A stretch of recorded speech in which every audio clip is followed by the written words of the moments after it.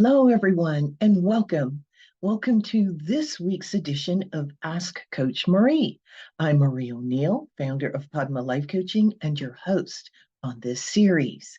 This is the place where you ask a question and I give my unique opinion as a life renewal coach, astrologer, and past life regression facilitator. As I've said before, I am not a therapist and I will never tell you what you must do. Each week on Friday, a new video is released with me answering 2 questions from the viewers. I'll also provide insight on other topics such as consciousness, how the universe works, life renewal, astrology, healing, and various other life renewal topics. So let's go ahead and get started with this week's question. The first question comes from Marilyn, who is in Connecticut. Marilyn says, I've been having a discussion with a friend about past lives. Both of us are fascinated with this topic. We'd both love to learn more about it and learn more about our lives. What are your thoughts on the subject? Wow, thank you. Thank you, Marilyn, for that question. When it comes to past lives, we know that there are some people who believe in past lives and some who don't. When I'm doing an astrology reading and I bring up past lives, sometimes I bring that topic up in the form of talking about the person's family lineage, the lineage that they inherited from their parents or their grandparents, because all of that is a part of us too. And sometimes we inherit our traits and attributes from our ancestors, sometimes, and our ancestors in our family lineage that we're born into. And then there is the family lineage of many lives.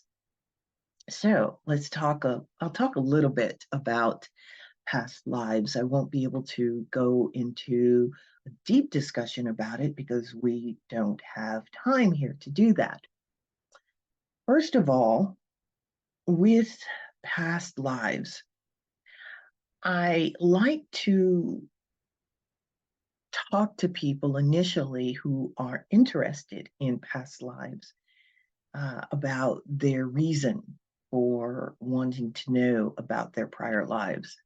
Are they just curious, or do they have a particular issue that they are working to resolve? One of the reasons, actually not one of the reasons, but the main reason that that is important is because your soul or your higher mind is actually in control of what you have access to, meaning the lives that you have access to. We, as in this incarnation, as humans, we are not allowed to see all of our prior lives because we're living in this current life, and this is where we need to have our focus. That doesn't mean that some of the issues that we have or we're dealing with in this lifetime aren't related to, or the origination point isn't in a prior life. So if you have an issue that you're trying to get to the bottom of, then yes, by all means, do a past life regression. If it is just to learn about prior lives, that's okay too, but please know that you may or may not get a prior life. You may or may not see anything. When I'm conducting a prior life regression or past life regression, I usually tell my clients that they may see visions, they may see the life like a movie screen in front of them. Maybe they will be in the lifetime. They'll see themselves in that lifetime.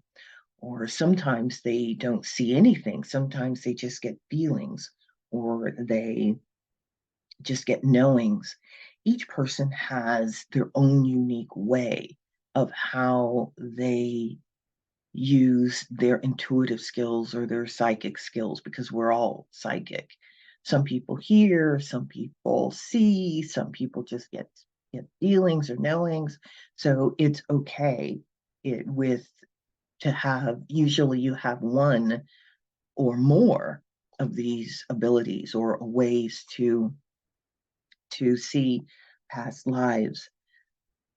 Another way to do this is to have an astrology reading which focuses on your nodal story. And what I mean is, in astrology, we have the moon. Everybody knows about the moon. We see it rise or set, or we know about the moon. Well, the moon has nodes. There's a southern node and a northern node. These are points. These are not asteroids or other planets or anything like that. They're just points based on the moon's orbit, which I won't get into here. The southern node talks about your prior life or prior lives, the lives that have what we call ripened, meaning you're in this particular incarnation to work through certain issues that maybe started in a prior life. Maybe you did something right. Maybe you had to have courage in a prior life to do something that you just would not normally do, but it was the right thing to do and you got hurt by it. Maybe you were working on an issue and you worked through some of it, but didn't complete it. And maybe you're needing to continue working on it in this incarnation. So looking at your nodal story is a place actually where I would start with prior lives. And then after that, if you need more information, then I would do a past life regression. When we think about prior lives, our physical form does not reincarnate at all. Not at all. What reincarnates is that part of us that is all knowing, that part of us that never dies. It is our consciousness, that part that goes from lifetime to lifetime. And it is that part of us that wants experience. And it takes on particular forms that help it to get the experiences that it wants, because our mind, aka soul, is also continuing to evolve and grow. So that's what I have to say about that. Remember, you can get a nodal story. You can have that done through astrology. You can do a past life regression, but you need to know why you're doing it. You also need to know that, and I've had this happen a few times, where the person has a particular question that they want to have answered through their prior life during a prior life regression. And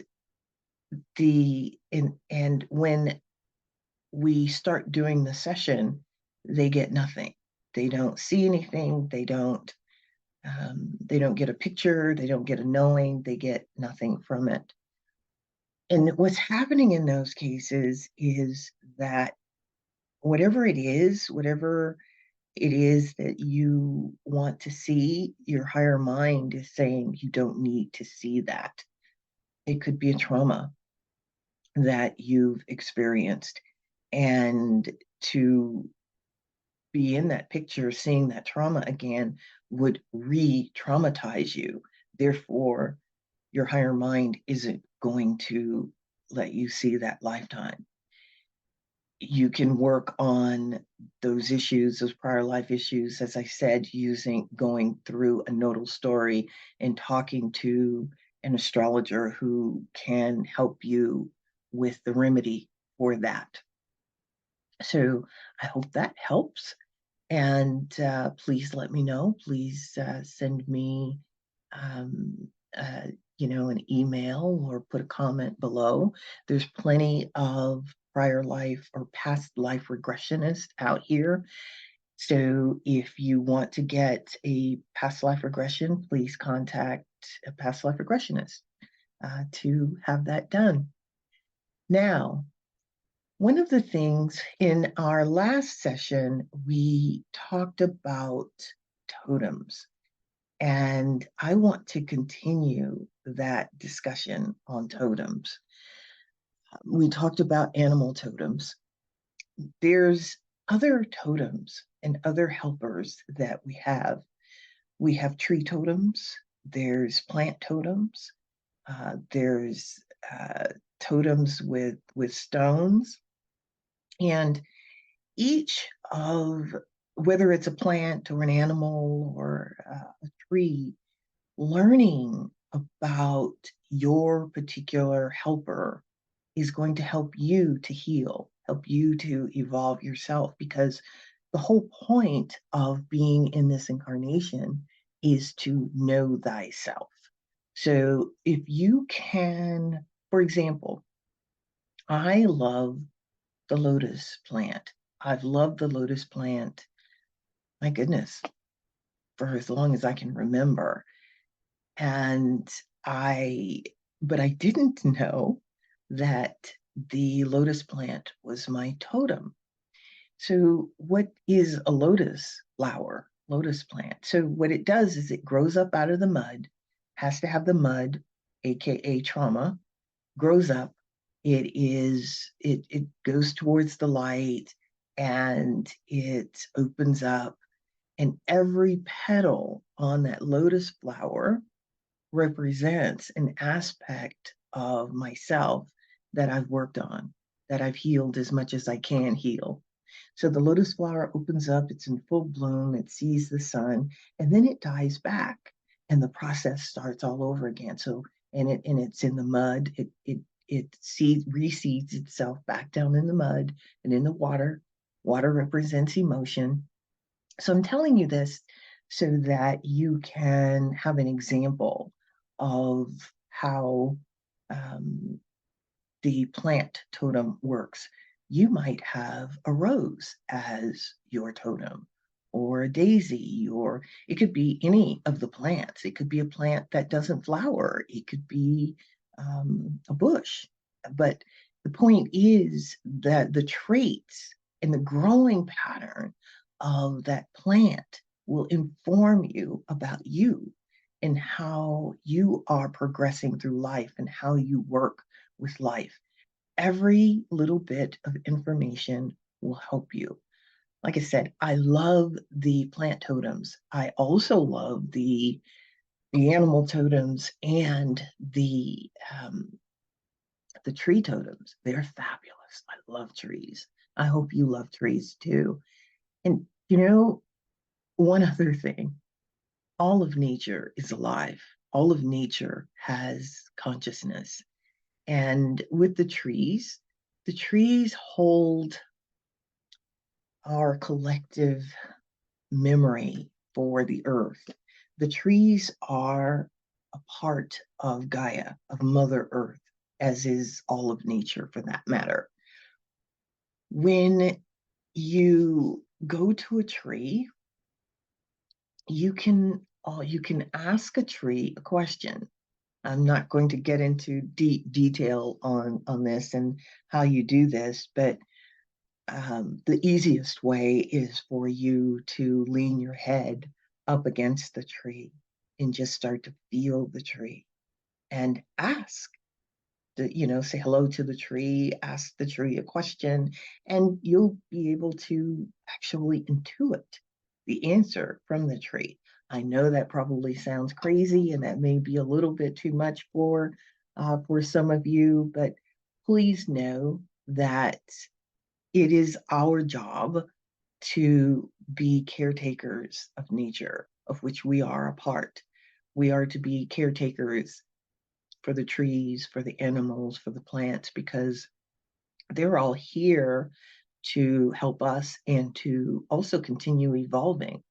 That is something that I'm going to talk about in one of our upcoming episodes also, is our evolution, because we evolved through the trees. We evolved through the animal kingdom to become humans. So I hope that helps. Anyway, our next question comes from Dee Dee, who is in Chicago. Dee Dee says, as a kid, my parents were always comparing me to my older sister. She was perfect in their eyes. I never measured up. My sister loves me and supports whatever it is I want to do. I love her too. Problem is, I'm 26 years old and I'm very critical about myself when I think about my sister's accomplishments versus mine. I'd like to stop doing this. What suggestions do you have? Oh my, Dee Dee, that's that's a good question, and my heart goes out to you for having this issue. It's an issue that a lot of people have, and it's one that I've had to work on too. Even though I'm an only child, I've had to do it, had to work on it with society, with other people that I see out in the world. One of the first things that I would suggest for you is to know, of course, that you're unique.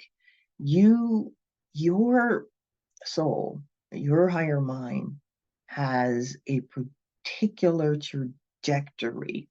I'm not saying that properly. It has a particular direction that it wants to go in this lifetime. It has experiences that it wants to have. Those are unique to you, not to your sister.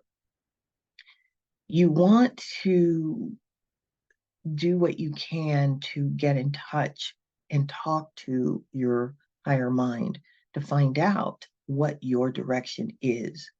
I mean, each of us, a lot of times, we will compare ourselves to somebody else, especially when we feel that person is achieving their goals. Maybe we're not achieving ours as well as we want to, or maybe they're achieving, they're getting adulation, or they seem, or maybe they are a huge success, and maybe you feel as though you're not. Well, you have to know that you have your own journey, and that journey is being controlled and dictated by your higher mind and not the personality. It is the personality that is suffering. Where you, now for you, in addition to this, you also have that added trauma or added pain of what you experienced when you were a kid. And that I would suggest that you get some help with. You can go to a psychotherapist or psychoanalyst because that needs to be worked on in your core. That pain is in your cells now, and it needs to come out. I mean, it needs to be released from your cells so that you can, basically, you need to heal from that particular trauma. There's some good books out here too on the topic, but rather than suggesting that you read a book on the trauma and how to heal it, I would suggest that you actually reach out to a psychoanalyst or a therapist and talk about this. And Also, as I said, please know that your soul has its own unique journey, and that is what you need to focus on. And it's good that your sister loves you and she supports you and that you love her. I would hope that you could talk to her about this issue too, in addition to getting some help, some outside help. If you talk to your sister, it may help to dissipate the issue a little bit or help to lessen it a little bit. As I said, my heart goes out to you with this issue. I totally get it. And it's something that we all have to work on, because sometimes we can be really self-critical and beat ourselves up.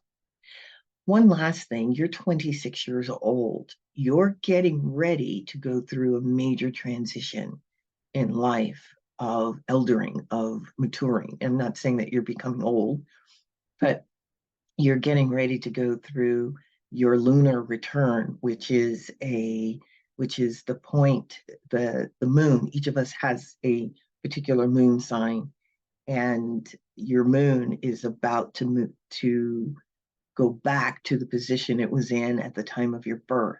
And what that means is that emotionally you are maturing, which I believe is one of the reasons that this question has been presented now. Not saying that you hadn't thought about it before, because I know you have, but now you're being asked to mature in an emotional, your emotional body. Technically, in one of the traditions that I've studied in, it is said that you're not an adult until you go around the medicine wheel at least once. Well, the lunar return is one of those mileposts of getting around that wheel the first time. The second milepost is, of course, a Saturn return, which we'll talk about at another time. I hope this helps you, Dee Dee. Please reach out and let me know how you're doing. And if you, in fact, found a therapist that you can work with, my goodness, there's a lot of therapists out here. You need to find one that fits your temperament and your style. If you would like to learn more about me and what I do, please go ahead and pick up my book, And the Lotus Opened, a memoir. It talks about my journey to working through my own trauma, or at least some of my trauma. And hopefully, you gain something from it. Please reach out to me with emails, put comments below, like and subscribe to my YouTube station. Send your questions to me at padmacoach@icloud.com. I'd love to hear from you. And just let me know how you're doing and let me know what questions you have. I look forward to seeing you next week. Bye-bye.